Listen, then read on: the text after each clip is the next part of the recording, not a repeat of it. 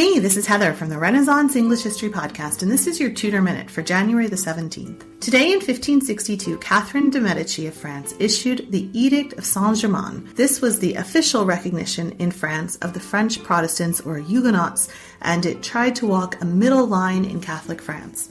It recognized the existence of Protestants and it granted freedom of conscience and private worship, although it did forbid Protestant worship in towns because it would start a riot too easily. Sadly, it would not have the effect that Catherine wanted it to. Instead, it stirred up anti-Protestant sentiment. The first religious war in France began later that year with the massacre of Protestants in March.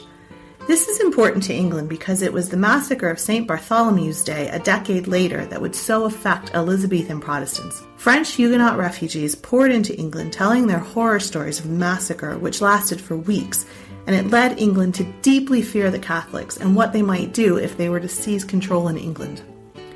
Sir Francis Walsingham, Elizabeth's spymaster, was in France during that massacre, and he was deeply affected by it and spent the rest of his life fighting against Catholics in England. That's your Tudor Minute for today. Remember, you can dive deeper into life in 16th century England through the Renaissance English History Podcast at englandcast.com.